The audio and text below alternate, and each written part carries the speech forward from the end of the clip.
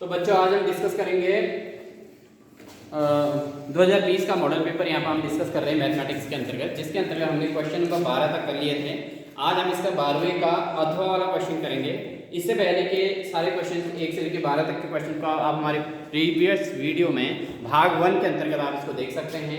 अब ये भाग 2 के अंतर्गत हम आज डिस्कस करेंगे जो 12वें का अथवा वाला क्वेश्चन है। तो इसमें ये कहा गया है कि सिद्ध कीजिए कि, देखिए यहाँ कहते हैं कि सिद्ध कीजिए, कहते हैं 1 + 10 square A upon 1 + cot square 1 + cot square A equal to हमें प्रूव करना है 10 स्क्वायर ए हमें प्रूव करना है। ठीक है, तो ये 12वें का अथवा वाला क्वेश्चन है, क्वेश्चन नंबर 12 ही इसको कहा जाएगा। अब हम इसको ऐसा नहीं कि अथवा वाला क्वेश्चन उसको छोड़ दें, ऐसा नहीं करेंगे, क्योंकि इनमें से भी कोई क्वेश्चन सिंगल नंबर आ सकता है पेपर में। ठीक है, तो इसको हमें क्या करना है, क्योंकि आपके पास अगर हम सरल समीकरण की बात करें तो हमारे पास जो सरल समीकरण होती है 1 + 10 स्क्वायर ए इक्वल टू होती है sec स्क्वायर ए। ठीक है, ये आपने सरल समीकरण पढ़ी हुई है त्रिकोणमिति की। और दूसरा 1 + cot square A equal to होता है cosec स्क्वायर ए। ये आपकी मैथमेटिक्स के अंदर 3 सरल समीकरण हैं, जिसमें आपका पहली वाली सरल समीकरण है sin square A plus cos square A equal to 1। ये आपकी फर्स्ट सरल समीकरण है। तो सरल समीकरण के अंदर 3 है, तो 1 + 10 square A equal to sec square A होता है, और 1 + cot स्क्वायर ए इक्वल होता है cosec स्क्वायर ए। तो यहाँ पर हमें इन्हीं दोनों का यूज करना है, सेकंड और थर्ड वाले का। ठीक है, sin square A plus cos square A equal to 1 होता है, ये आपका अन्य क्वेश्चन में यूज हो सकता है। तो यहाँ पर 1 + 10 स्क्वायर ए यहाँ पर आया है, उसके जगह हम रखेंगे sec स्क्वायर ए, और 1 + cot स्क्वायर ए के ऊपर रख देंगे cosec स्क्वायर ए। तो हम इसको LHS से शुरू कर रहे हैं, लेफ्ट हैंड साइड से इसको प्रूव करना शुरू करेंगे।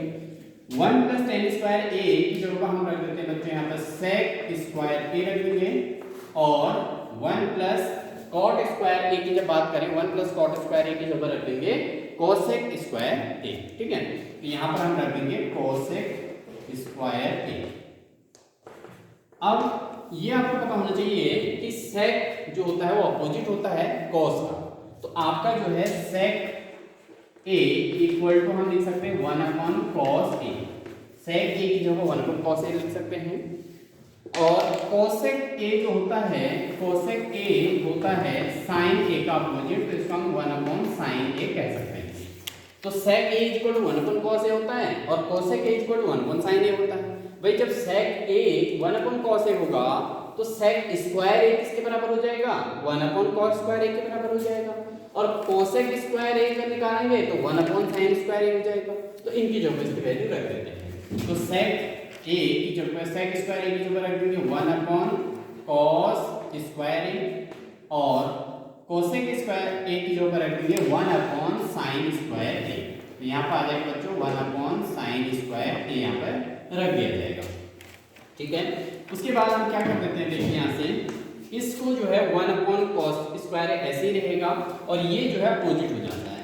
तो 1/cos स्क्वायर a इंटू, चूंकि ये डिवाइड में है और डिवाइड कर हम अपोजिट करते हैं तो वहां पर मल्टीपल आ जाता है, गुणा आ जाता है, और साथ ही साथ जो है आपका जो भिन्न है नीचे वाले भिन्न को उल्टा कर दिया जाता है। तो sin स्क्वायर a/1 हो जाएगा यहाँ पे। तो यहाँ पर आ जाएगा sin स्क्वायर a और बट्टे में आ जाएगा 1। अब इसको अगर सॉल्व करें तो हमारा यहाँ पर आ जाएगा तो sin स्क्वायर a से 1 को इंटू करेंगे तो sin स्क्वायर a, और cos स्क्वायर a से 1 को इंटू करेंगे तो आ जाएगा cos स्क्वायर a। और sin स्क्वायर a पर cos स्क्वायर a, चूंकि आपके पास देखिए यहाँ सूत्र था sin a/cos a। sin a/cos a होता है बच्चों tan a। ठीक है, sin a बटे cos a क्या होता है, tan a होता है। ये सारे के सारे ट्रिग्नोमेट्री के फॉर्मूले हैं। तो sin square a/cos a equal to sin a/cos a equal to tan a, तो इनका स्क्वायर कर दो। तो sin square a/cos square a किसके बराबर हो जाएगा, ये हो जाएगा tan स्क्वायर a के बराबर हो जाएगा। ठीक है, तो इस तरीके से आपका tan स्क्वायर a यानी कि जो RHS में जो पूछा गया था इसके बराबर आ जाता है। तो बहुत सिंपल था ये क्वेश्चन, तो ये इस तरीके से प्रूव्ड हो जाएगा, सत्यापित हो जाएगा। ठीक है, तो इस तरीके से इस क्वेश्चन के 12वें का जो अथवा है बहुत सिंपल क्वेश्चन है। एक बार फिर समझ लीजिए 1 plus tan square A upon 1 plus cot square A equal to tan square A prove करना है। आपके पास सर्व समीकरण है, तीन की तीन सर्व समीकरण आपको याद होनी चाहिए, इन्हीं की हेल्प से आपने इनको सॉल्व करना है।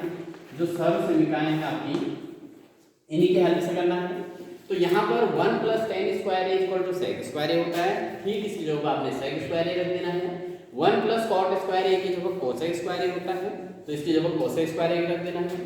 सेक स्क्वायर ए को आपने बदल दिया 1 अपॉन कॉस स्क्वायर ए, क्योंकि sec A equal to 1 upon cos A, तो sec square A equal to 1 upon cos square A हो जाएगा। और ऐसे ही कोसेक स्क्वायर ए को 1 अपॉन साइन स्क्वायर ए, यानी कि कोसेक ए बराबर 1 अपॉन साइन ए होता है, cosec square equal to 1 upon sine square A हो जाएगा। फिर ये भिन्न जो जब चार पदों वाला भिन्न होता है, एक के नीचे दूसरा करके, तो यहाँ पर ऊपर वाले को ऐसे उतार देते हैं, नीचे वाले भिन्न को उल्टा कर देते हैं, ठीक है, और बीच में लगा देते हैं गुणा का निशान, क्योंकि भाग ये बट्टे में है, भाग है, भाग का उल्टा कर दो तो गुणा हो जाता है और एक भिन्न को अपोजिट कर दिया जाता है, ठीक है। तो यहाँ पर आपका sine square A into 1 sine square हो जाएगा, cos square A into 1 cos square हो जाएगा, sine square A upon cos square A equal to tan square A हो जाता है। और इस तरीके से आपका ये RHS जो हमको निकालना था वो हमारा आ चुका है बच्चों, ठीक है। तो इस तरीके से आपका 12वां क्वेश्चन यहाँ पर कंप्लीट होता है। अब आते हैं हम नेक्स्ट क्वेश्चन, क्वेश्चन नंबर 13, ठीक है। तो ये क्वेश्चन आपके सारे 2 नंबर के हैं, अगर आप इसी प्रकार से सॉल्व आउट करोगे तो बोर्ड में आपको 2 नंबर इसमें मिलने वाले हैं। अब आप बात करते हैं क्वेश्चन नंबर 13 में, 13वें क्वेश्चन की बात करते हैं। तो क्वेश्चन आपको क्वेश्चन पेपर में देख लेना है, मैं आपको पढ़ के बता रहा हूँ आपको। जांच कीजिए कि, देखिए ध्यान समझें, जांच कीजिए कि क्या बिंदु 5, -2, 6, 4 और 7, -2 एक समद्विबाहु त्रिभुज के शीर्ष हैं। तो समद्विबाहु त्रिभुज क्या होता है बच्चों, जिसकी दो भुजाएं आपस में बराबर होती हैं उसको समद्विबाहु त्रिभुज कहते हैं। एक ऐसा त्रिभुज जिसकी दो भुजाएं आपस में बराबर हों उसको समद्विबाहु त्रिभुज कहा जाता है। तो यहाँ पर आप देखिए, जो हमें चित्र मैं यहाँ पर डिस्कस करूंगा, तो यहाँ पर हम एक चित्र बना लेते हैं पहले त्रिभुज का, और इसमें हमें दिया गया है, पहला कोऑर्डिनेट दिया गया है 5, -2, आप कहीं पर भी लिख सकते हैं इसको, और 6, 4 यहीं पर 6, 4 लिख लेते हैं, और तीसरे नंबर पर लिख लेंगे 7, -2, तो 7, -2 ऐसे आप अपने हिसाब से इसको लिख सकते हैं, ए बी सी किसी को भी मान लीजिए, ठीक है। तो ये आपका जो है तीनों कोऑर्डिनेट यहाँ पर हो गए, 5, -2 है, 7, -2 है, और उसके अलावा 6, 4 है। तो ये हमारा इस त्रिभुज को हम कह देते हैं ABC, इस त्रिभुज का नाम हमने ABC रख दिया, ठीक है, ABC इसका नाम रख दिया। अब हमें क्या करना है, इसको समद्विबाहु सिद्ध करना है। समद्विबाहु का मतलब होता है जिसकी दो भुजाएं बराबर हो। तो इसकी भुजाओं को निकालने का क्या फॉर्मूला होगा, निर्देशांक ज्यामिति में हमको जाना पड़ेगा। निर्देशांक ज्यामिति में क्या है बच्चों, इसमें है आपका दो बिंदुओं के बीच की दूरी का सूत्र होता है, ठीक है। तो सबसे पहले तो आपको लिख देना है दो बिंदुओं के बीच की दूरी, तो इसका सूत्र आप लिख लेंगे, दो बिंदुओं जिनका नाम है x1, y1, ठीक है, x1, y1, वो दूसरा लेते हैं x2, y2 के बीच दूरी, ठीक है, इसके बीच दूरी हमें चर्चा करनी है। तो इन दोनों के बीच की दूरी का हम फॉर्मूला लगाएंगे। तो इसका फॉर्मूला जो हो जाता है आपका होता है √x2 - x1 का होल स्क्वायर और प्लस y2 - y1 का होल स्क्वायर, ये आपका फॉर्मूला होता है, ठीक है। इस फॉर्मूले की हेल्प से हमें निकालना है। तो सबसे पहले हम निकाल देते हैं बच्चों, इसमें हम निकालते हैं a और b के बीच की दूरी, ab के बीच दूरी निकालेंगे। तो AB के बीच जब दूरी निकालेंगे, AB के बीच दूरी, AB के बीच दूरी जब हम बात करेंगे तो A के निर्देशांक को हम x1, y1 कह देते हैं। तो x1 बराबर 5 हो जाएगा और y1 बराबर हो जाएगा -2। x1 5 हो गया और y1 हो गया -2। देखिए इसको फर्स्ट वाला x1 बनता है, सेकंड वाला y1 बनता है, ठीक है, अगर इनको 1 गिनोगे। और b वाले के अनुसार इसको x2 कह देंगे, इसको y2 कह देंगे। तो ऐसे आप लिख सकते हैं यहाँ पे x2 बराबर 7 और y2 बराबर हो जाएगा -2। तो ये आपके इनके निर्देशांक हो गए। अब हमें इससे क्या निकाल देना है, दूरी का सूत्र लगा के AB के बीच से दूरी निकाल देनी है। तो अंडर के अंदर, क्योंकि हम इसका फॉर्मूला पहले ही लिख चुके हैं, तो सीधे यहाँ पर वैल्यू पुट कर देंगे, सीधे वैल्यू पुट करेंगे तो हमारा आ जाएगा x2 - x1 यानी 7 - 5 का होल स्क्वायर और प्लस y2 - y1 यानी कि -2 ठीक है, यहाँ पे ध्यान देंगे कि y2 आपका माइनस का है तो उसको माइनस में लिखेंगे। फिर आप देखेंगे सूत्र में एक माइनस आता है और ये y1 जो है माइनस का ही है, तो दो माइनस अगर मल्टीपल होते तो आंसर बन जाता है प्लस में। तो यहाँ पर आपका प्लस का 2 आ जाएगा, इसका भी होल स्क्वायर करना है। एक बार फिर समझिए, y2 की वैल्यू -2 है और y1 की वैल्यू है -2, तो दोनों -2 है, बट यहाँ पे बीच में क्या आता है, एक माइनस आता है। उस माइनस की वजह से ये -2 जो है माइनस माइनस हो जाएगा प्लस, तो प्लस का 2 यहाँ पर आ जाएगा। अब यहाँ से इसको सॉल्व करते हैं तो हमारा आ जाता है अंडर 5 में से 7 में से 5 माइनस किया तो 2 बचेगा, यहाँ पर आ जाएगा बच्चों 2 का स्क्वायर और प्लस यहाँ -2 प्लस 2 हो जाएगा 0, तो 0 का स्क्वायर 0 ही होता है, तो 0 की कोई वैल्यू होती ही नहीं यहाँ पे यूजफुल। तो यहाँ से हम इसको यहीं पर आगे बढ़ा देते हैं। तो यहाँ पर 2 का स्क्वायर हो गया आपका रूट के अंदर, तो रूट के अंदर आपका 2 का स्क्वायर बचा बच्चों, और यहाँ पर 2 का स्क्वायर हो गया 4, 4 का रूट निकालेंगे तो आ जाएगा 2। ठीक है, तो 2 इकाई इनके बीच की दूरी आ जाती है। ये तो आगे हमारा ए बी के बीच की दूरी 2 इकाई। ठीक है, ये आ गया। अब ऐसे हम किसका निकालना है, हम BC का निकाल सकते हैं, BC के बीच की दूरी। तो BC के बीच दूरी निकालते हैं तो क्या होता है, देखिए बच्चों, BC के बीच जब हम दूरी निकालेंगे तो इसके लिए हमें क्या करना पड़ेगा, इस B वाला जो स्पेलिंग पहले लिखते हो आप, यहाँ पे जो स्पेलिंग पहले लिखते हो उसके निर्देशांकों को आप x1 y1 कहेंगे, और जो स्पेलिंग बाद में लिखोगे उसके निर्देशांकों को x2 y2 कहेंगे। तो आपका x1 y1 अब ये हो जाएगा, क्योंकि B और C के बीच दूरी निकालनी है। ये आपका x1 y1 हो जाएगा और C के निशान x2 और y2 हो जाएंगे। ठीक है, तो इसको लगा देते हैं सीधे सीधे फॉर्मूले के अंदर। तो हमारा BC बराबर आ जाएगा, ये पर लिख देते हैं इसको, BC इक्वल टू आ जाएगा अंडर रूट के अंदर इनके वैल्यू रख देते हैं। तो हमारे पास x2 y2 x1 y1, इसको आप लिख सकते हैं स्पष्ट तरीके से। तो आपका हो जाएगा 6 माइनस x2 आपका 6 है और x1 आपका 7 है, तो 6 माइनस 7 का होल स्क्वायर और प्लस दूसरा आ जाएगा 4 माइनस 2 आना चाहिए, बट यहाँ पे माइनस एक फॉर्मूले में आता है तो यहाँ पे भी +2 बन जाएगा। तो क्या आ जाएगा 4 प्लस 2 का होल स्क्वायर। क्योंकि एक बार फिर समझिए इसको, आपके पास ये x1 और y1 है और ये x2 और y2 है। आपका फॉर्मूला जो कहता है बच्चों x2 माइनस x1 का होल स्क्वायर और y2 माइनस y1 का होल स्क्वायर। तो यहाँ पर x2 क्या है, 6 है, और x1 क्या है, 7 है। जो पहले वाला होता है वो x वाले होते हैं, और उसके बाद y2 कौन सा है, 4, और y1 कौन सा है, फर्स्ट, ये -2 है। ठीक है, फॉर्मूले में वैल्यू रखेंगे तो 6 माइनस 7 हो जाएगा, ये हो जाएगा, और 4 माइनस 2 होना था, बट यहाँ -2 है और एक माइनस यहाँ से आता है तो ये माइनस माइनस प्लस का 2 बन जाएगा। तो इस तरीके से इसको रख देंगे। तो अगर हम इसको अब सॉल्व करें तो हमारा आ जाता है 6 माइनस 7 दिया, तो 6 में से 7 माइनस करते हैं तो -1 बचता है, -1 का स्क्वायर हो जाएगा, और प्लस यहाँ पे हो जाएगा 4 और 2 6 का भी स्क्वायर हो जाएगा। ठीक है, अब इसको सॉल्व कर देते हैं। तो आपका -1 का स्क्वायर, देखो माइनस का स्क्वायर तो प्लस हो जाता है और -1 का स्क्वायर 1 हो जाता है, तो यहाँ तो 1 आ जाएगा सीधे सीधे, और यहाँ पर 6 का स्क्वायर आ जाएगा 36, 6 से 36 हो गया, और 36 और 1 जोड़ के हमारा रूट के अंदर जो बन गया टोटल, ये बन जाता है 37। तो 37 इकाई हो जाएगा इसका आंसर।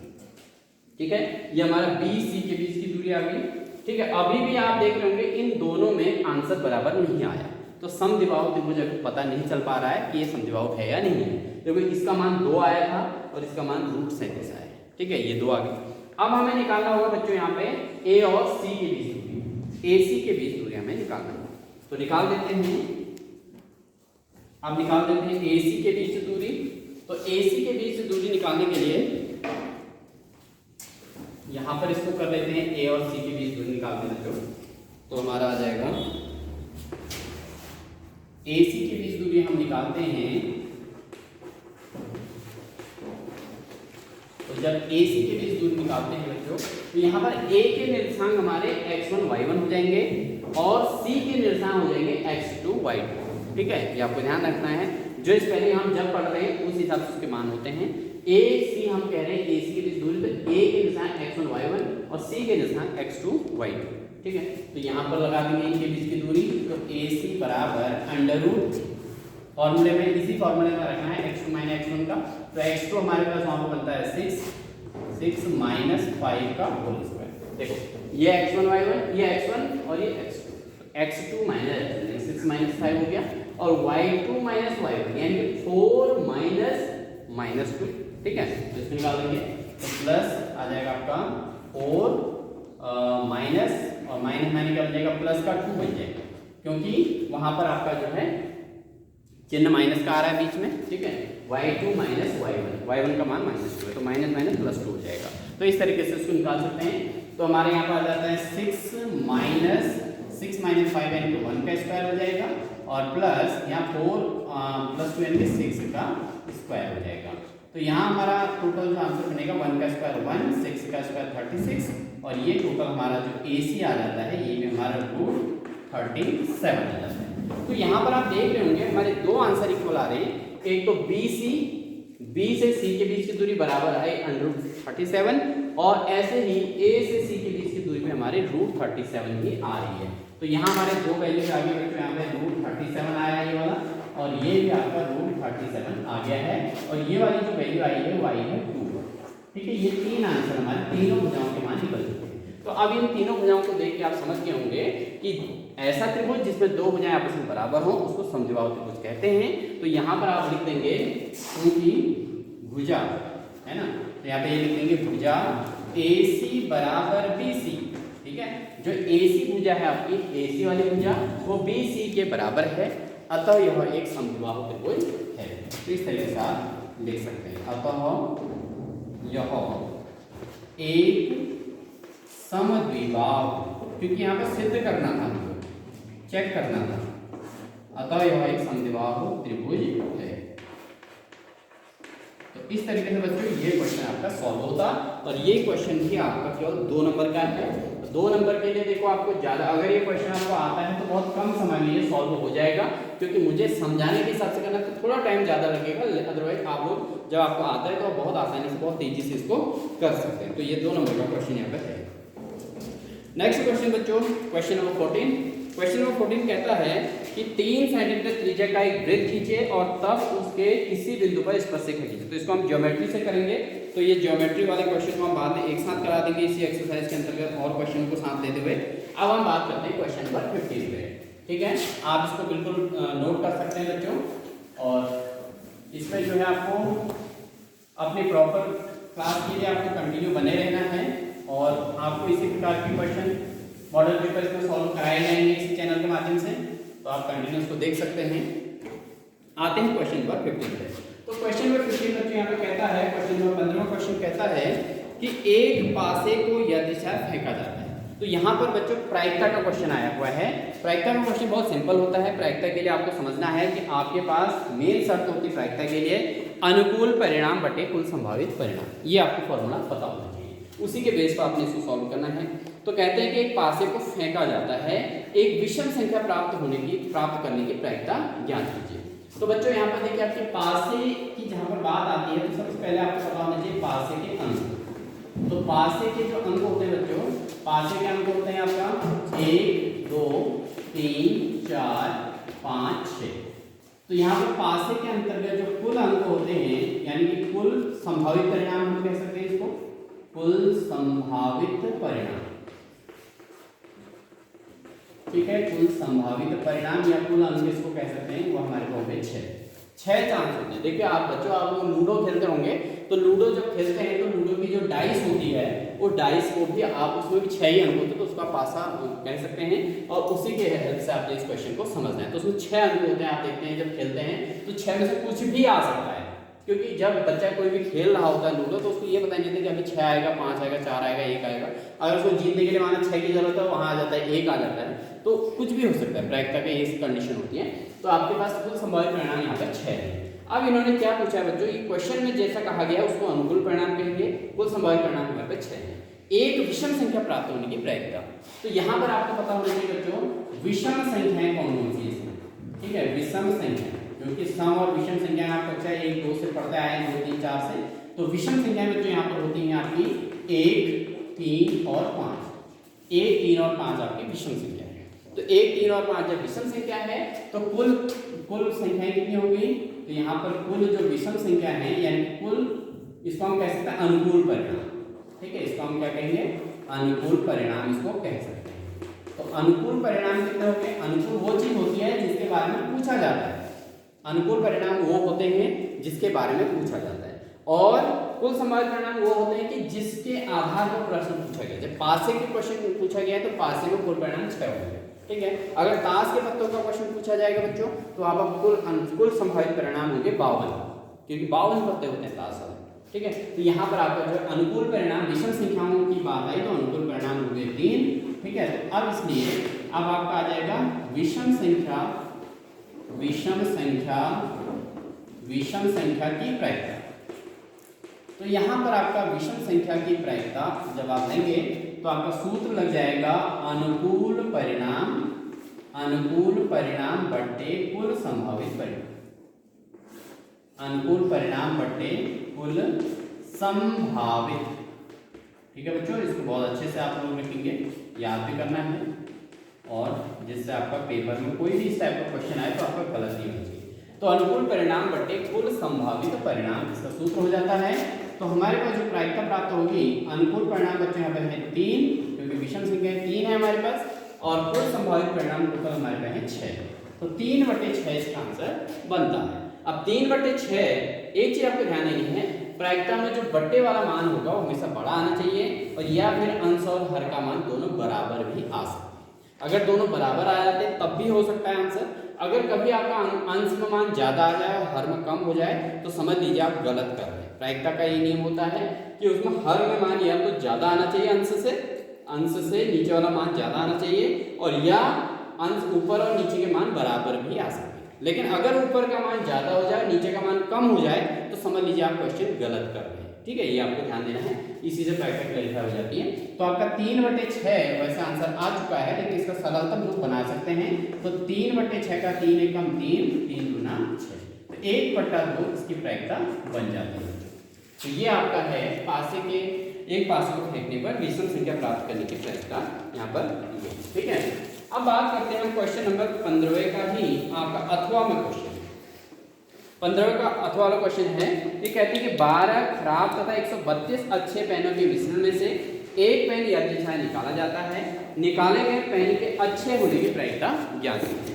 तो देखिए यहाँ पर क्या है, टोटल आपके जो पेन है वो 12 खराब तथा 132 अच्छे पेन है। तो यहाँ पर आपने क्या करना है, देखिए हम इसका अथवा वाला क्वेश्चन करा रहे हैं। अब जरूरी नहीं है कि जिस पेपर को आप देने जाओगे उसमें ये अथवा में आए, इसलिए आपको ये भी सीखना है, ठीक है। और अथवा वाले क्वेश्चन की एक स्थिति होती है बच्चों, अथवा वाला क्वेश्चन जब आएगा तो उसमें से आपको केवल एक ही अटेंड करना होता है दोनों में, ठीक है। जिनके बीच में अथवा लिखा रहेगा उन दोनों में से एक को करोगे। माना अगर आप 2020 में जिन्होंने पेपर दिया होगा उन्होंने इस 15वें क्वेश्चन में से किसी एक को अटेंड किया होगा जो उनको अच्छे से आता हो, ठीक।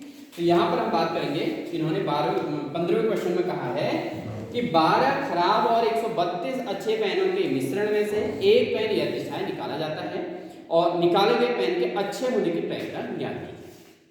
तो देखिए हमारे पास यहाँ पर खराब पेन, पहली बात तो हम लिखेंगे, इसका हम हल कर रहे हैं इसको, ठीक है।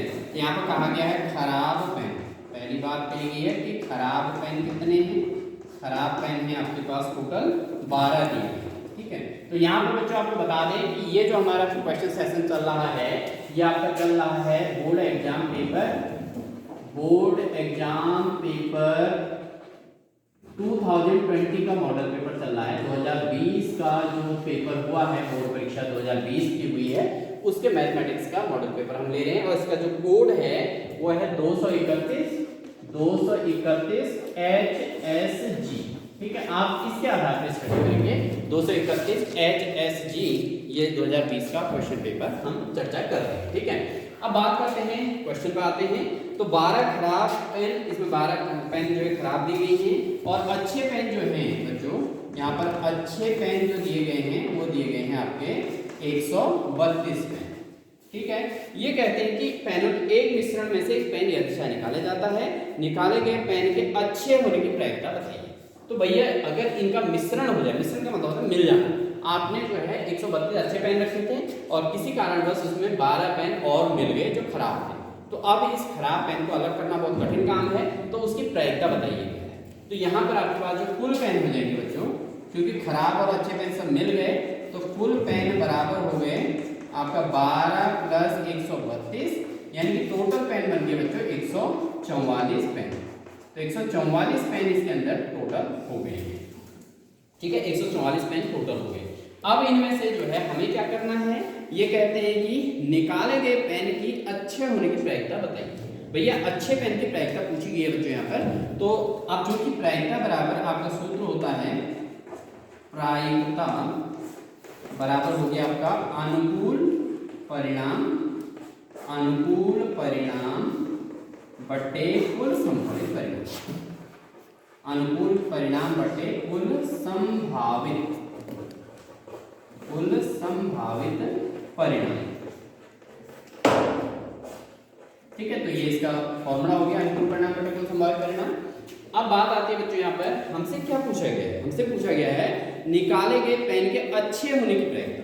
भाई इन्होंने अच्छे पेन को यहाँ पर जो है हमारा क्या हो जाएगा, अच्छे पेन की प्रायिकता पूछी गई, तो अच्छा पेन क्या है हमारा अनुकूल परिणाम, और कुल संभावित परिणाम कितने हैं, टोटल पेन 144। ठीक है, तो यहाँ पर हो जाएगा अच्छे पेन की प्रायिकता, तो हमारे आ जाएगी 132 और बट्टे में आ जाएगा कुल संभावित परिणाम यानी कि 144। भाई अगर आप उस थैले में से जैसे आप पेन निकालोगे तो खराब पेन भी आ सकते हैं, तो आपके 144 पूरे ऑप्शन 144 हैं, उसमें से 132 पेन अच्छे हैं, तो 132 बट्टे 144 हो जाएगा। और इसका अगर हम सरलतम रूप करें बच्चों, तो हमेशा सम संख्या जब होती है तो 2 से भाग दे देना चाहिए। तो 2 से अगर हम इसमें भाग देते हैं तो 2 छक्के 12 और 2 छक्के 12, तो 66 बट्टे आ जाएगा 2 सत्ते 14, 2 दूना 4। ठीक है, ये हो जाएगा।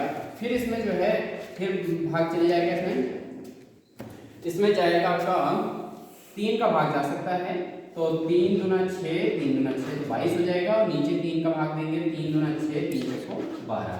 ठीक है, 22 बट्टे 24 हो जा रहा है। फिर और सरलतम रूप में हो सकता है ये, तो ये सरलतम रूप हो जाएगा आपका 2 का भाग 11 बार और 2 का भाग इसमें 12 बार, तो 11 दूना 22 और 12 दूना 24। तो इस तरीके से आपका जो है 11 बट्टे 12 इसका जो है आंसर प्राप्त हो रहा है। ठीक है बच्चों, तो यहाँ पर आपके इस प्रायिकता के लिए आप इसको सॉल्व कर सकते हैं। एक बार फिर समझ लीजिए, आपके पास कुल पेन जो है 12 खराब पेन है और अच्छे पेन 132, तो टोटल पेन हो गए 144। अब आपसे पूछा है कि अच्छे पेन की प्रायिकता पूछी। भाई अच्छे पेन की प्रायिकता पूछे तो अच्छे पेन अंश में आएंगे, 132 ऊपर आ जाएगा अंश में, और कुल संभावित परिणाम में आपका जो है 144 टोटल पेन यहाँ पर 144 बट्टे में आ जाएगा और 132 ऊपर आ जाएगा, यानी कि आप इसको इस प्रकार से कर पाएंगे 132 बट्टे 144। ठीक है, इस तरीके से करेंगे। और इसका सिंपलेस्ट फॉर्म जब आप इसको करोगे तो आपका जो है इसमें जो है इसको 2 से काट लीजिए, 6 से काटिए, किसी से भी कट जाएगा, तो आपका टोटल आंसर जो इसका आ जाएगा बच्चों 11 बट्टे 12। इसको सरलतम रूप में आप इसको कर सकते हैं, जिसको मैंने एक्सप्लेन कर दिया। तो ये थी हमारी बच्चों सीरीज, जिसके अंतर्गत आपके मैथमेटिक्स में वर्ष 2020 का मॉडल पेपर यहाँ पर सॉल्व आउट कराया जा रहा है। कंटिन्यू इसी प्रकार के क्वेश्चंस के लिए आप हमारे चैनल पर बने रहिए और लगातार यहाँ पर जो है क्लास अटेंड करते रहिए। Wish you all the best.